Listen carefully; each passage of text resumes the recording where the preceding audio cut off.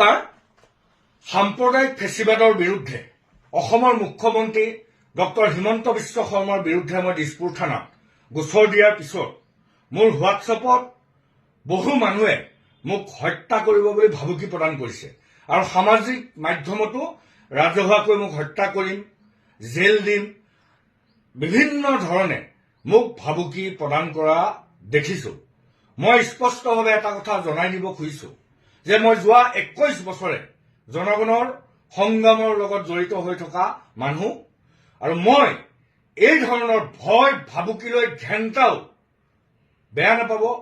মই এই শব্দটো এইকাৰণেই কৈছো যে আপোনালোকে কোনো মোক ভুল নুবুজিব, মোক খং উঠিছে।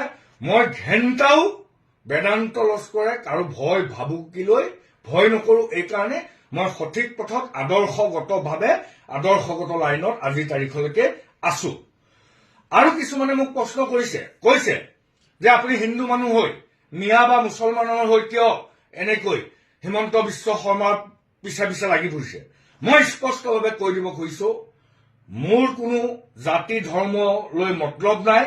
মই এজন মানুহ। মই প্ৰথমে এজন মানুহ। হিন্দু হ'ব পাৰে, মুছলমানো হ'ব পাৰে, খ্ৰীষ্টানো হ'ব পাৰে, জৈন, যি জাতিৰে নহওক, সকলো জাতি জনগোষ্ঠীয়ে হ'ল মানুহ। আৰু মই যিহেতু সামাজিক মানুহ, মই মানুহক, হিন্দুৱে হওক বা মুছলমান হওক, মুছলমানেই হওক বা খ্ৰীষ্টান হওক, মানুহক তুচ্ছ তাচ্ছিল্য কৰি মানুহবিলাকক, জাতি জনগোষ্ঠীবিলাকক ভাগ ভাগ কৰি থাকিব আৰু আমি গণতান্ত্ৰিক মনৰ মোৰ নিচিনা মানুহবিলাকে মনে মনে বহি থাকিম, ই কেতিয়াও যদি কোনোবাই ভাবিছে সেই কথা মূৰ্খৰ স্বৰ্গত বাস কৰিছে।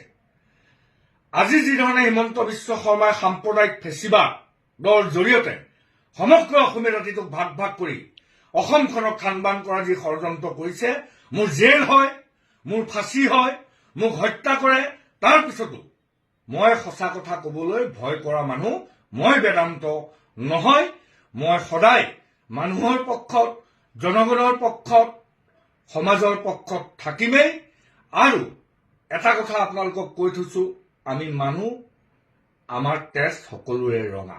হিন্দুৰ তেজো ৰঙা, মুছলমানৰ তেজো ৰঙা, খ্ৰীষ্টানৰ তেজো ৰঙা, অন্য ধৰ্মৰ তেজো ৰঙা। তেজৰ যদি হস্পিটেলত প্ৰয়োজন হয় তেতিয়াহ'লে হিন্দু মুছলমান নহয়, প্ৰতিজন মানুহৰ তেজেই হস্পিটেলত কাৰোবাক দিবলৈ প্ৰয়োজন হয়।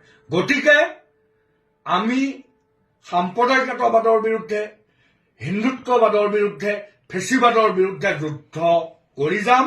আৰু এই যুদ্ধত যদি মোৰ মৃত্যু হয়, তেতিয়া মোৰ যদি মৃত্যু হয়, মোক কোনোবাই যদি হত্যাও কৰে, মোক কোনোবাই যদি গাড়ীৰে খুন্দিয়াই গৈ থাকোঁতে মাৰিও পেলায়, তাৰ পিছতো মই কেয়াৰ কৰা মানুহ বেদান্ত নহয়।